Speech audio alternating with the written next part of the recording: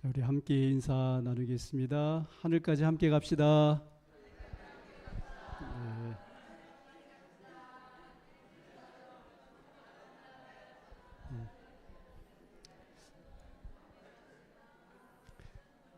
네.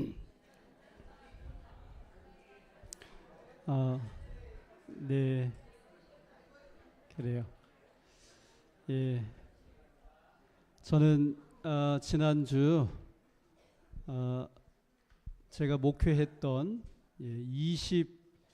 21년 전까지 있었던 교회, 마전이라고 하는 교회에 다녀왔습니다. 거기 갔더니 그때 교인들이 많을 때는 60명까지도 교회에 이렇게 모이셨었는데 가보니까 지금 한 25분 정도 그렇게 이제 예배를 드리셔요. 근데 그때 20년 전에 어르신들이었는데 그때도 그러니까 지금은 다 90대가 이렇게 되신 거예요.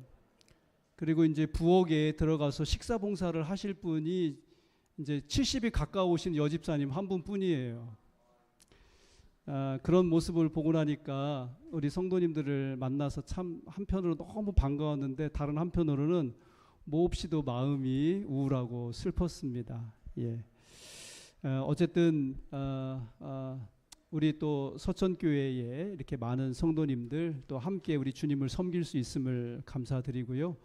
우리가 그나마 힘이 있을 때 주님을 열심히 섬겨야 되겠다라고 하는 그런 생각을 마음속 깊이 또 헤아리고 온 그런 시간이었습니다. 지금 화면에 보이는 저 들판이 지금 어때요? 예, 황금빛으로 물들어가고 있죠? 예, 오늘 교회에 오시다가도 여러분 저 이렇게 벌판을 보니까 벼들이 어떻게 됐나요? 이제는 추수 때를 기다리면서 예, 아주 그 황금색으로 변해가고 있는 모습을 볼 수 있을 것 같습니다. 우리도 이제 추수의 계절, 가을이 다가오는 이때에 하나님 앞에 우리 자신이 먼저 영근 곡식으로 드려질 수 있는 귀한 주의 자녀들 되실 수 있기를 간절히 바라고 또 11월에 있을 전도회를 위해서 우리가 기도하며 새로운 영혼들을 주의 전으로 초청하실 수 있기를 다시 한번 간절히 부탁의 말씀드립니다.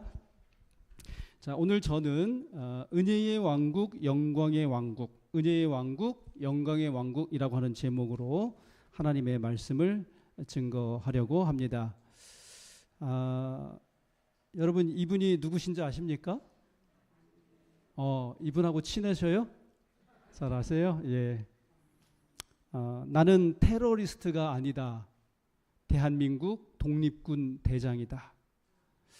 이거는 2022년도 12월에 개봉된 안중근을 다룬 영화 영웅이라고 하는 영화의 카피 문구입니다.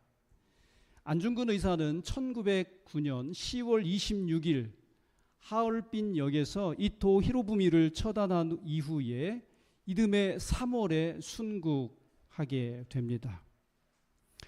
일제강점기 동안에 수많은 사람이 빼앗긴 나라의 주권을 되찾기 위해서 목숨을 바쳐드렸습니다. 국민과 영토가 있어도 주권을 빼앗겨서 그때 당시 대한민국은 국가가 온전할 수 없었기 때문이지요. 여러분, 국가라고 하는 것은 우리가 잘 아는 것처럼 국민과 영토와 주권이라고 하는 이 세 가지 요소가 다 갖추어져야 비로소 나라가 성립된다고 하는 것입니다. 이처럼 세상에는 사람이 다스리는 그런 인간 나라뿐만 아니라 여러분 하나님의 나라도 존재하고 있다고 하는 사실에 대해서 알고 계십니까? 또 믿고 계십니까? 예. 근데 그 하나님의 나라도 지금 이 세상에 존재하는 하나님의 나라도 뭐가 필요해요? 국민과 영토와 주권이 필요하다고 하는 것입니다. 마가복음 11장 14절 15절 말씀은 다 같이 한번 읽도록 하겠습니다. 시작. 요한이 잡힌 후 예수께서 갈릴리에 오셔서 하나님의 복음을 전파하여 이르시되 때가 찼고 하나님의 나라가 가까이 왔으니 회개하고 복음을 믿으라 하시더라. 예수님께서 갈릴리에 오셔서 하나님 나라에 관한 기별을 전하시고 계셨습니다. 그런데 오늘 이 이야기를 하기에 앞서 먼저 여기 14절에 예수님께서 갈릴리에 오셔서라고 하는 이 문구를 우리가 유심히 생각해 봐야 할 필요가 있습니다. 이 말은 예수님께서 유대 지방에서는 뭘 당하셨다는 의미예요? 배척을 당했다고 하는 그런 의미가 되겠습니다. 현재 우리 남한의 행정구역은 8개의 도로 구성되어 있는데 예수님 당시 이스라엘은 3개의 도로 이루어져 있었습니다. 여기 보시는 것처럼 맨 아래는 유대였고 중간 지역은 사마리아였고 그리고 위쪽은 어떤 지역이었어요? 갈릴리 지역이었습니다. 그런데 여러분, 이 세 지역 가운데 예수님의 탄생 소식이 처음 전해진 곳이 어디였습니까? 유대였다고 하는 것이죠. 그럼 유대가 중요하다는 얘기예요? 안 중요하다는 얘기예요? 여러분, 우리가 무슨 일을 하려고 하면 제일 중요한 일 먼저 하지 않습니까? 마찬가지로 예수님이 탄생하셨다고 하는 소식도 제일 먼저 어디에 전파가 되었어요? 유대 지역에 전파가 되었습니다.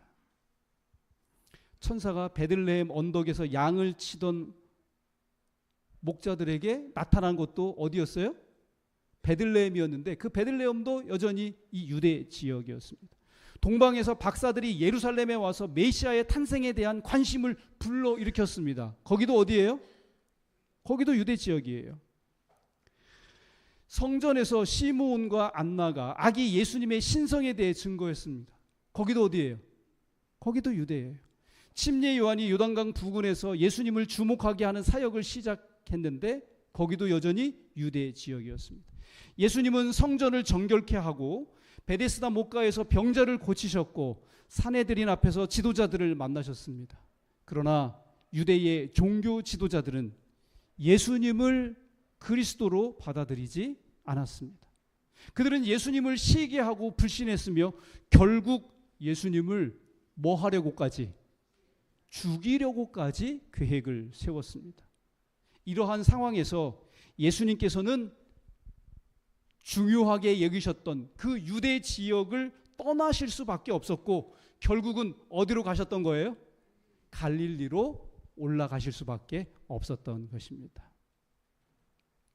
그런데 여러분, 후에 교회 역사 속에서도 이 종교 지도자들에 의해서 예수님과 함께 진리가 배척당하는 경우가 아주 많았다고 하는 것입니다. 대표적인 예로 카톨릭 교회가 진리를 떠나 암흑 속에 있을 때 루터가 개혁의 깃발을 높이 쳐들었습니다. 그는 1517년 10월 31일 정오에 비텐베르크라고 하는 지역에 있는 성당에다가 면죄부 판매에 반대하는 95개조의 반박문을 붙이게 됩니다. 그리고 뭐라고 그 밑에 적었냐면 자신과 생각이 다른 사람이 있다면 다음 날 이 비텐베르크의 대학으로 오라고 그렇게 했습니다. 그러면 자신이 그런 의문이나 그 물음에 대하여 답변하겠다고 한 것입니다. 근데 이것이 바로 종교개혁의 시작이 되었던 것이지요. 왜 이렇게 루터가 반박문을 비텐베르크 성당 문에다가 게시했습니까? 왜요? 교회의 종교 지도자들이 하나님의 거룩한 뜻을 배척하고 실상은 예수님을 멀리 내쫓는 그런 일들을 했기 때문인 것입니다. 카톨릭 신학자였던 스위스의 한스 킹이라고 하는 학자가 있습니다. 근데 이분은 카톨릭의 신학자임에도 불구하고 카톨릭에서 주장하는 교황무류설, 여러분 교황무류설이라는 게 들어보셨어요? 그게 무슨 말이에요? 교황무류설이라고 하는 말이 무슨 말이에요? 교황은 이 세상에서 어떠한 일, 무슨 짓을 저지르더라도 그 교황은 죄가 있다 없다? 죄가 없다라고 하는 그러한 주장입니다. 그런데 이 사실에 대하여, 이런 것에 대하여 그것은 오류다, 이거는 잘못된 거다라고 이의를 제기를 한 것입니다. 그 결과 그때 당시 교황 요한 바오로 2세 이미 서거했지요. 예, 그는 죽었습니다. 근데 이 요한 바오로 2세에 의해서 튜빙겐 대학교의 교수직을 박탈당하게 됐습니다. 이 한스 퀸이라고 하는 사람이 쓴 카톨릭의 역사라고 하는 책에 보면은 이런 내용이 나옵니다. 개혁하려는 의사가 전혀 없었던 로마 교황청은 교회, 교황, 복음은 동일하다는 가정에 기초하여 예수 그리스도의 복음으로 돌아가자라는 종교 개혁자들의 요청에 그 어느 때보다도 더 간단하게 교회의 가르침에 순종하라는 요구로 대응하였다. 이게 무슨 말이에요? 이게 무슨 말입니까? 당시의 교회의 지도자들은 교회와 교황과 복음을 어떻게 했다고요? 동일시했다. 다 같은 거라고 생각하고 주장했다고 하는 것이죠. 근데 여러분, 교회와 교황과 복음이 동일합니까? 그래서 당시의 개혁자들이 성경 말씀대로 돌아가라고, 하나님의 말씀대로 돌아가자고 강력하게 주장을 한 것입니다. 그랬더니 그들의 요청을 무시해 버리고는 뭐라고 한마디로 일축했다는 거예요? 파란 글씨? 교회의 가르침에 순종하라. 성경보다도 교회가 그렇다고 하면 그 교회의 말을 따르라. 이렇게 한마디로 이 개혁자들의 요청을 묵살해 버렸다고 하는 것입니다. 그래서 이런 교회의 주장에 반발한 개혁자들은 그런 교회에 반항하고 반대하니까 뭐라고 불려지게 되었냐면 프로테스탄트라고 불려지게 되었어요. 이 프로테스탄트라고 하는 말은 저항하다라고 하는 말에서 온 것입니다. 쉽게 말하면 카톨릭 교회에 대해서 저항했다고 하는 이런 의미로서 이 개신교를 뭐라고 부르는 거예요? 프로테스탄트라고 부르는 것입니다. 우리는 이런 역사적 사실에서 지도자가 된다고 하는 것은 굉장한 특권이지만 동시에 막중한 책임을 동반한다는 사실을 알게 됩니다. 그래서 교회의 높은 실권을 쥐고 있는 지도자가 진리와 함께하지 않으면 과거든 현재든 예수님을 대적하는 위치에 서게 될 것이고 결국은 마침내 하나님을 배척하게 될 거라고 하는 것입니다. 비록 우리가 이 시간 여기에서 지도자는 아닐지라도 우리의 말과 행동으로 예수님을 떠나고 있지는 않은지 진지하게 우리 자신을 돌아보실 수 있는 그런 시간이 되시기를 간절히 바랍니다. 그런데 유대를 떠나서 예수님께서 탄생하시는 그 시점부터 예수님이 30살이 되셔서 공생애에 나오실 때까지 그 유다를 중심으로 해서 복음을 증거하고 하나님 나라를 소개하고 가르쳤음에도 불구하고 이 유대가 예수님을 배척했기 때문에 이제 예수님이 어디로 가셨다고요? 갈릴리로 가셨다고요.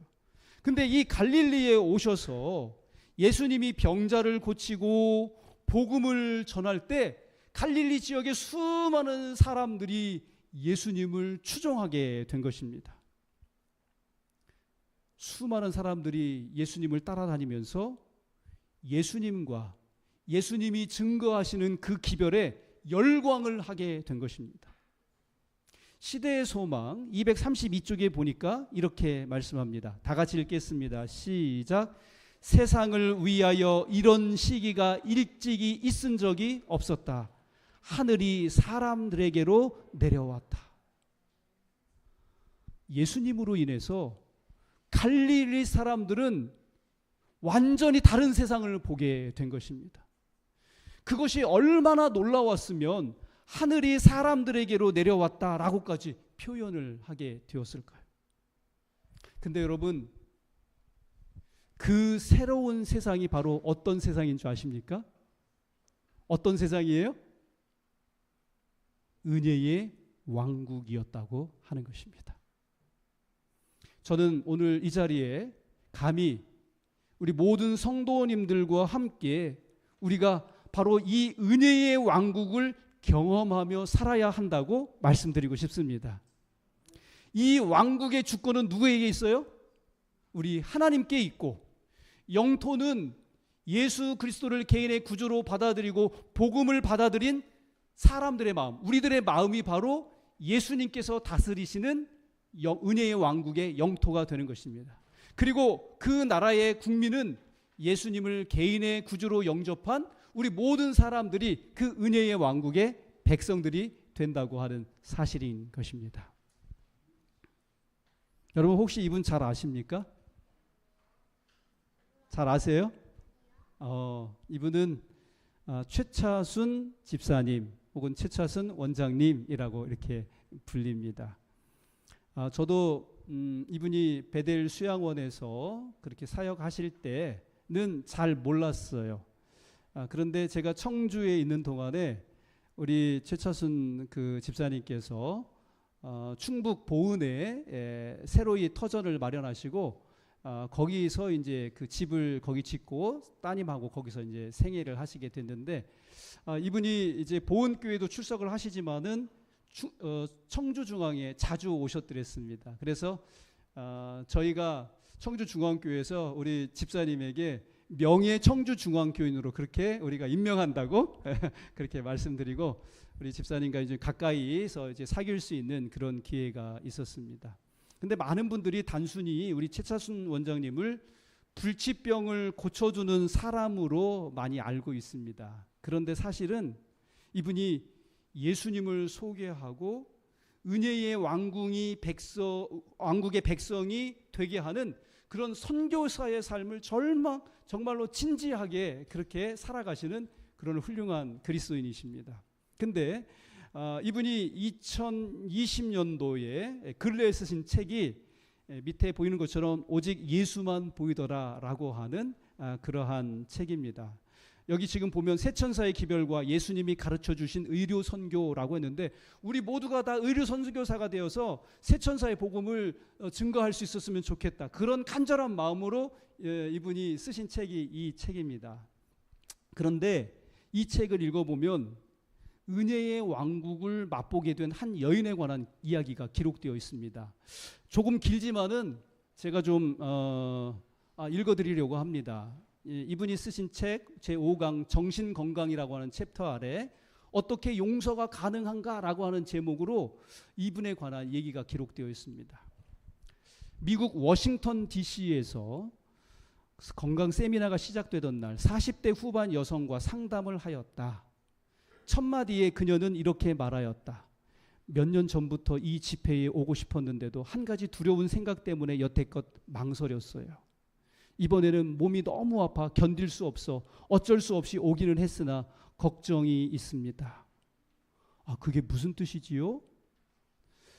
저는 오래전부터 원장님의 건강 강의를 많이 들었습니다. 그런데 원장님이 말하는 그 예수님을 만약 내가 알게 된다면 내 마음이 변화되어 남편을 용서해 줄까 봐 그것이 두려웠습니다. 너무도 의외의 말을 듣고 놀라지 않을 수 없었다.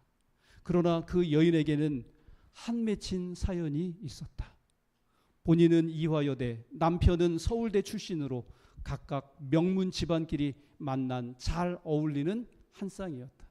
서울여자대학교, 서울여대, 이화여대, 서울대 출신.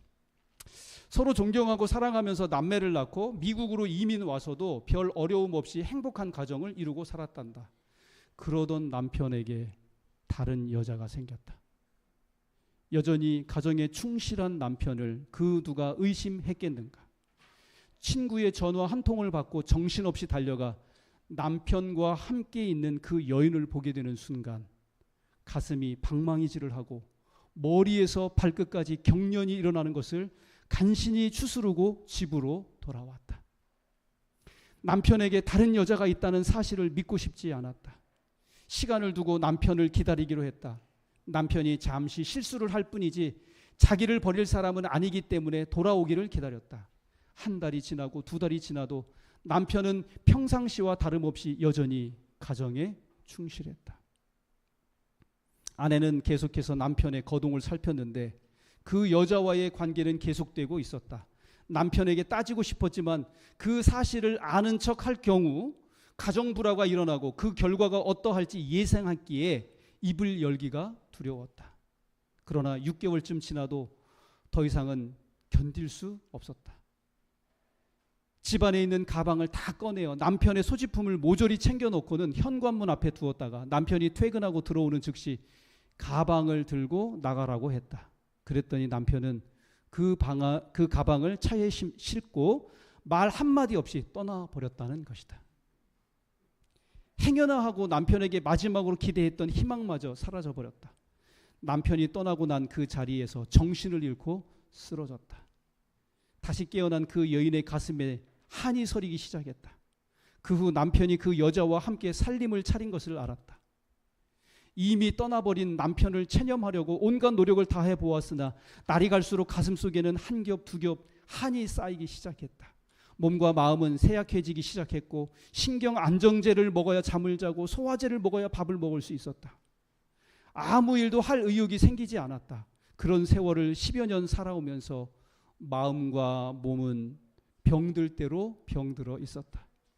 약으로 고칠 수 없는 질병으로 신음하면서도 누구도 풀어줄 수 없는 한 맺힌 나날을 보냈다. 죽이고 싶고 죽고 싶은 충동을 여러 번 느꼈으면서도 어린 아이들에 대한 책임감 때문에 쉽게 행동으로 옮길 수는 없었던 그녀였다.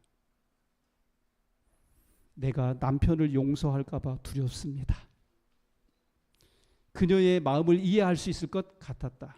남편을 잃은 배신감에 그를 미워하는 증오심까지 더했으니 원수병이 생기지 않는 것이 오히려 이상한 일이다.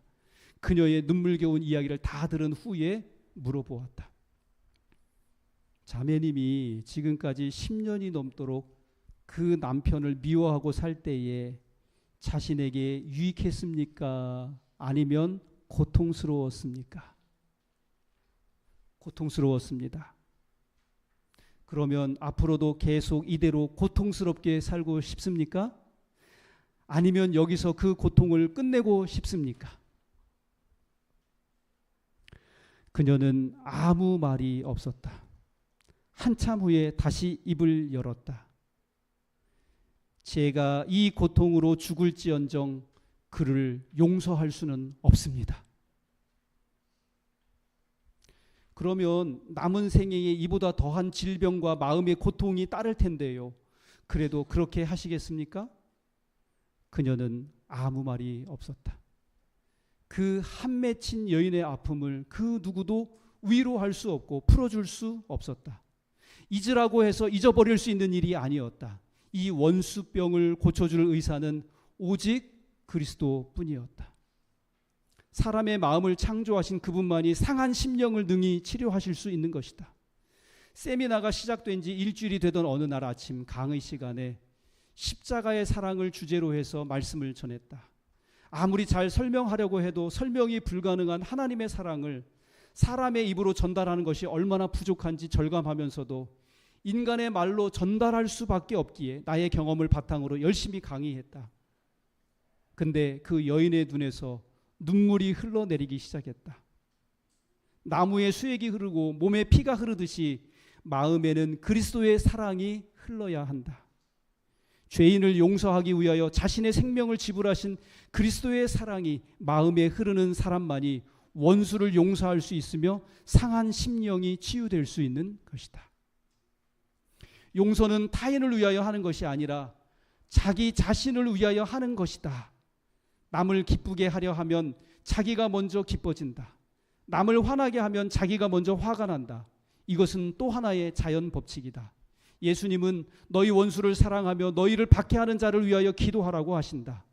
원수를 미워하고 있을 때 그 원수가 고통을 당하는 것이 아니라 자신이 더욱 고통을 당하기 때문이다. 그래서 내 이웃 사랑하기를 내 자신과 같이 사랑하라고 하신다. 이웃을 사랑하는 그 사랑이 곧 자기를 사랑한다는 뜻이다.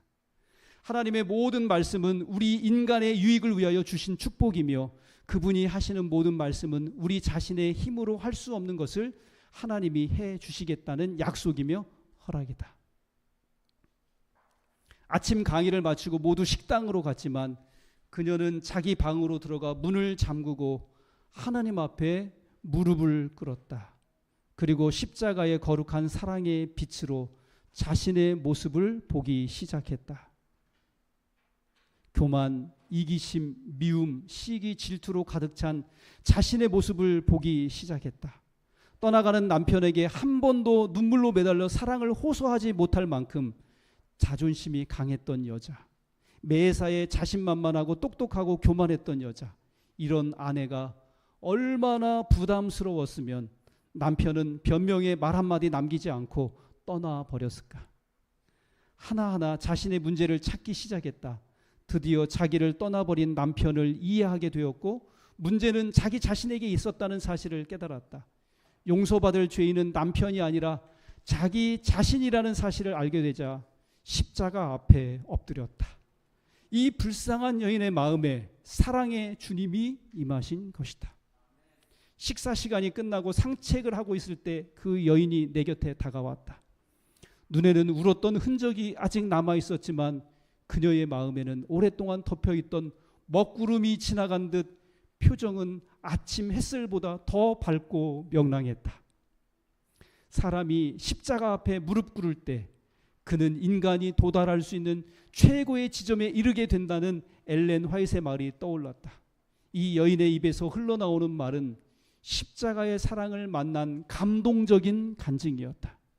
그녀는 지난날의 악몽을 후회와 회개로 벗어버리고 새로운 인생을 살기로 결심했다. 원장님, 감사합니다. 그녀는 눈물을 글썽이며 나를 포옹했다. 어떤 인간 의사가 고쳐줄 수 없는 고질적인 원수병은 이제 사라졌다. 사람과 사람 사이에 십자가가 존재하는 한 원수병은 사라질 것이다. 그녀는 새로운 세상을 경험했습니다.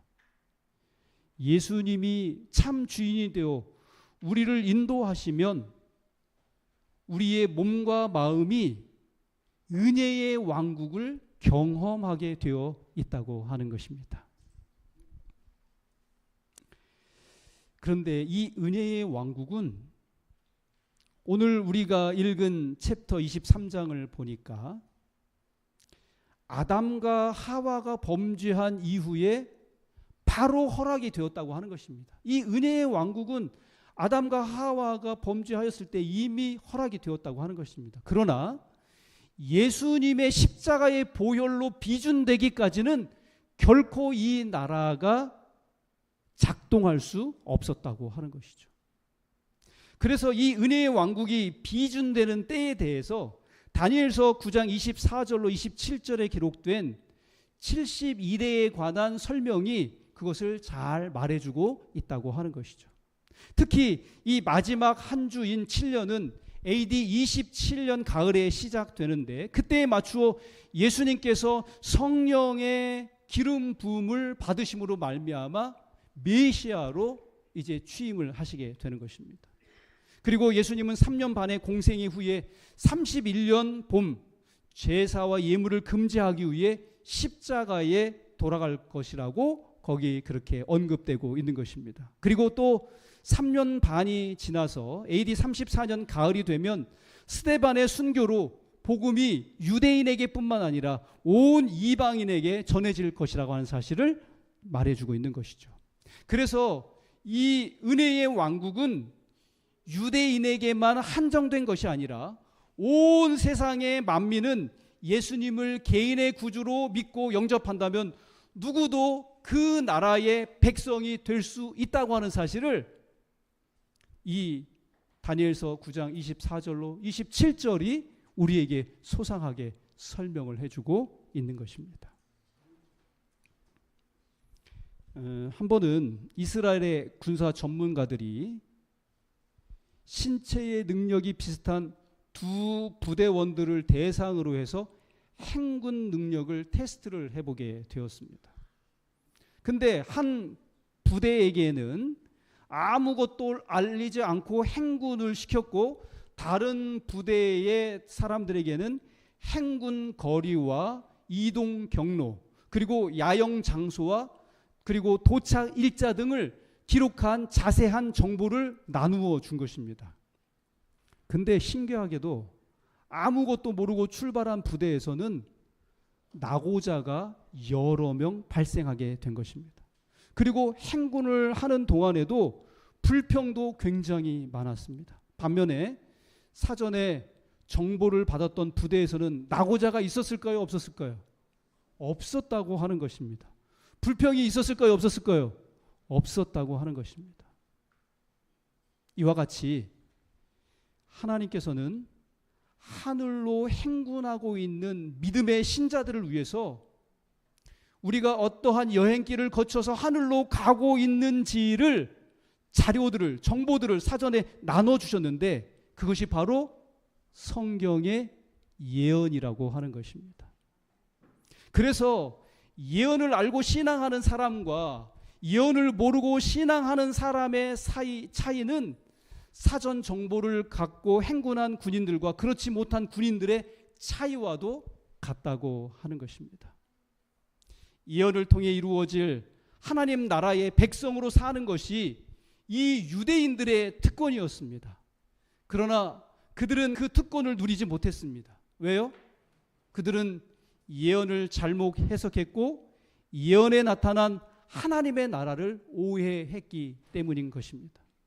그 이유를 시대의 소망 235쪽에는 다음과 같이 말씀하고 있습니다. 다 같이 읽겠습니다. 시작. 세상의 야심이 그들을 삼켰으므로 영적 왕국의 제의가 그들에게 이르렀으나 그것은 전혀 무익하였다. 지금 예수님께서 이 땅에 초림하셔서 사람의 모습을 하고 오셔서 이 은혜의 왕국이 지금 너희들에게 이렇게 다가왔는데 나를 믿고 받아들임으로 말미암아 이 은혜의 왕국의 한 백성이 되어야 하지 않겠느냐, 이렇게 제의를 하셨지만은 그런 영적 제의를 어떻게 했다고요? 거절했다고 하는 것입니다. 결국 유대인들이 예언도 하나님의 나라도 오해했던 것은 여기 보니까 무엇 때문이라고요? 세상에 대한 욕심 때문이라고 언급하고 계십니다. 오늘날 재림을 기다리는 사람들의 생각도 당시 유대인들의 생각을 사로잡았던 세상에 붙들려 있다면 우리도 결국은 은혜의 왕국의 백성이 되지 못할 것이고 결국은 영광의 왕국에도 들어가지 못하게 될 것입니다. 사랑하는 우리 서천교회 성도 여러분, 오늘 우리들의 생각과 마음에 세상 사람들이 추구하고 바라는 똑같은 세상적 욕심과 욕망으로 가득 차 있지 않은지 우리 자신을 내밀히 살펴보실 수 있게 되기를 간절히 바랍니다. 그리고 예수님의 초림이 분명했던 것처럼 우리 예수님의 재림도 너무나도 분명하다는 사실을 잊지 않게 되시기를 간절히 바랍니다. 누가복음 21장 34절로 36절은 이렇게 말씀하고 있습니다. 우리 다 같이 읽겠습니다. 시작. 너희는 스스로 조심하라. 그렇지 않으면 방탕함과 술 취함과 생활의 염려로 마음이 둔하여지고 뜻밖의 그날이 덫과 같이 너희에게 임하리라. 이 날은 온 지구상에 거하는 모든 사람에게 임하리라. 이러므로 너희는 장차 올 이 모든 일을 능히 피하고 인자 앞에 서도록 항상 기도하며 깨어 있으라 하시니라. 성경은 예수님이 다시 오시는 날이 분명할 것인데 그날이 우리에게 뜻밖의 날이 되지 않도록 경고를 해주고 있습니다. 예수님의 초림과 관련해서 이루어진 나라가 은혜의 왕국이라면 예수님의 재림과 관련해서 이 땅에 이루어질 나라는 영광의 나라라고 하는 것이죠. 영광의 왕국의 주권은 동일하게 하나님께 있습니다. 그 나라의 영토는 새 하늘과 새 땅입니다. 그리고 그 나라의 국민은 예수님을 믿음으로 인해서 거듭난 사람들입니다. 예수님의 초림과 은혜의 왕국과 관련해 우리 예수님께서 전한 기별은 회개하고 복음을 믿으라고 하는 것이었습니다. 그런데 예수님의 재림과 영광의 왕국과 관련해서 예수님께서 다시 한번 이 세상 역사의 끝에 전하시는 기별 역시 회개하고 새 천사를 통해 전해지는 복음을 믿으라고 하는 말씀인 것입니다. 그렇다면 여러분, 회개하고 복음을 믿는다고 하는 것이 무슨 의미입니까? 고든 맥도날드라고 하는 목사님이 회개에 대해서 다음과 같이 설명을 했습니다. 무너진 세계를 재건하라 192쪽에 보니까 회개가 그저 일회에 지나지 않는 행위가 아니라 영적인 생활 방식이라는 사실을 이해하기란 조금 어려울지도 모른다. 회개 안에서 산다는 것은 인간이 마음이 늘 잘못된 방향으로 갈 준비가 되어 있다는 것, 계속 제자리를 찾아 움직여야 한다는 것을 인식하는 삶인 것이다. 여러분, 이 말씀이 쉽게 와 닿습니까? 아니면 조금 고민하며 생각을 해보며 곱씹어야 되겠습니까? 그러니까 회개라고 하는 것은 죄를 지은 후에 잘못했다고 죄를 고백하는 것 이상의 의미가 있다는 이야기입니다. 결코 회개는 일회성 행위가 아니라고 하는 것입니다. 마음이 늘 하나님을 향해 움직이는 생활 방식이라고 지금 이 고든 맥도날드 목사님은 얘기를 해 주는 것이죠. 마치 해바라기가 해를 따라가듯이 예수님이 어디로 인도하든지 따라가는 삶을 의미한다고 하는 것이죠. 오늘 우리 마음이 계속해서 하나님을 찾아가고 있습니까? 세상에서 일어나는 각종 재난과 사건들을 성경 예언과 함께 살펴보면 남은 때가 그리 많지 않다는 사실을 우리가 확인하게 됩니다. 예수님께서 이 세상에 재림하시면 세상 역사는 그야말로 끝이 나는 것입니다.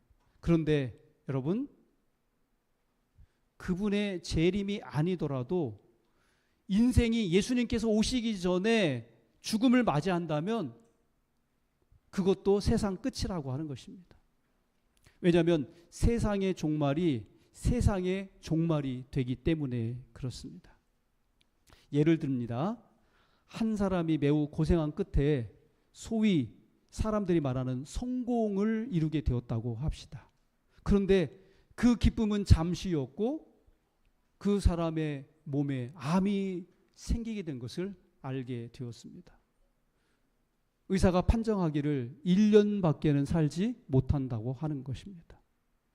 그러자 그의 친구들이 병문안을 왔습니다. 모두들 안타까워하면서 1년밖에는 더 이상 살 수 없는 그 친구를 온 마음을 다해 위로를 했습니다. 그리고 친구들이 병실을 떠나갔는데 그날 병문안을 왔던 친구가 돌아가는 길에 교통사고로 세상을 떠났습니다. 여러분, 여기까지 그냥 가정이었습니다. 가정. 진짜 그렇다는 것이 아니라 가정이었습니다. 자, 그 사고가 있기 전 몇 시간 전으로 한번 우리 함께 돌아가 볼까요? 그럼 누가 누구를 위로한 거예요? 예? 살 날이 하루도 남지 않은 사람이 1년 정도 남은 친구를 안타까워하며 위로했다고 하는 것이죠. 여러분, 우리가 사는 이 인생이라고 하는 것이 한치 앞을 모르고 사는다고 하는 것입니다. 우리 인생이 그와 같다고 하는 이 얘기를 지금 드리고 싶은 것입니다. 그래서 우리가 살아있을 동안에, 지금 이렇게 숨쉬고 움직이고 무언가를 할 수 있을 동안에 예수님과의 올바른 관계를 맺으며 살아야 한다고 하는 것이죠. 만약 우리가 오늘 하나님과 바른 관계에 놓여 있다면 예수님이 지금 이 순간 당장 오실지라도 우리는 어떤 사람이 된 것입니까? 준비되어 있는 사람인 것입니다. 그런 삶의 시작이 회개라고 하는 것입니다. 그리고 그런 삶을 지속해 가는 것이 영원한 복음을 믿고 바르게 사는 것입니다. 이제 오늘 말씀을 줄이려고 합니다. 사랑하는 우리 서천교회 하늘가족 여러분, 예수님의 초림과 십자가의 죽음으로 우리는 은혜의 왕국을 부여받게 되었습니다. 근심 많은 이 세상에서 날마다 회개하며 예수님을 주인으로 모시고 은혜의 왕국의 시민으로 살아가시게 되기를 주님의 이름으로 축복합니다. 예수님은 반드시 다시 오실 것입니다. 그때 예수님은 영광의 왕국을 회복하실 것입니다. 이 땅에서 영원한 복음을 바르게 믿고 전하며 살다가 그때 우리 모두가 다 영광의 왕국의 백성들이 다 되시기를 간절히 바랍니다. 하나님의 은혜가 우리를 두 나라의 국민으로 살아가게 만들어 주시기를 간절히 바라면서 오늘 말씀을 맺도록 하겠습니다.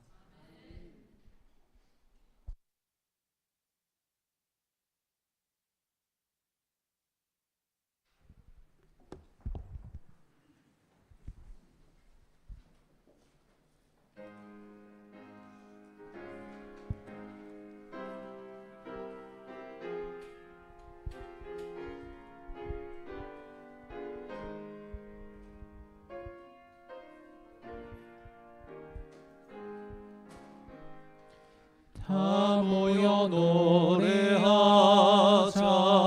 그리운 본향을 주께서 나를 위해 예비한 처소일세 저편 넘어 수정빛 바닷가 저편에서 나 살기 원하네 슬픔 고통 염려 없는 밝고 아름다운 땅 저편 본향에 생명수 흘러가고 과실들 풍성해 그 나라 백성들은 기가를 모르겠네 저편 넘어 수정빛 바닷가 저편에서 나 살기 원하네 슬픔 고통 염려 없는 밝고 아름다운 땅 저편 본향에 다 함께 본향 가세 주께서 부르니 그 초청 널리 전해 누구나 오게 하세 저편 넘어 수정빛 바닷가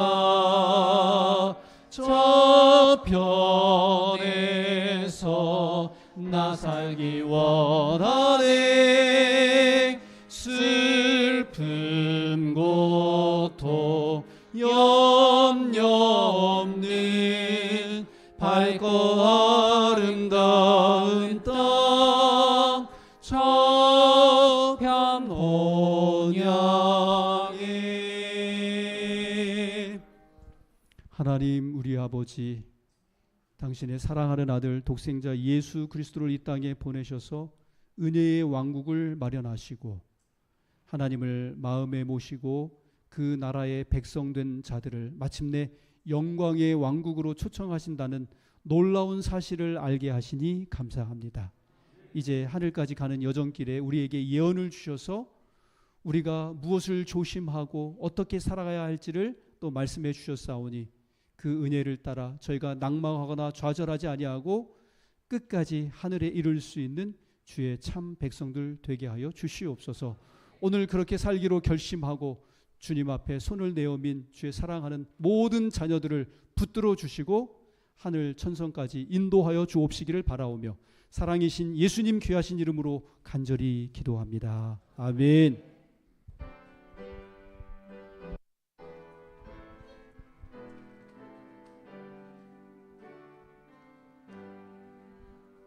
내 주님 오시리 확실히 오시리 내가 공중에서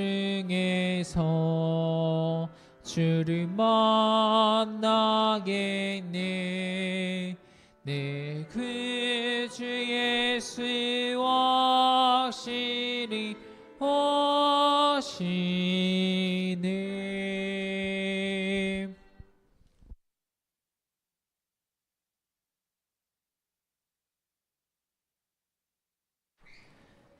네, 우리 식사하고 나가실 때 70세 이상 되시는 어르신들은 교회에서 선물을 준비했으니 받아가시면 되겠습니다.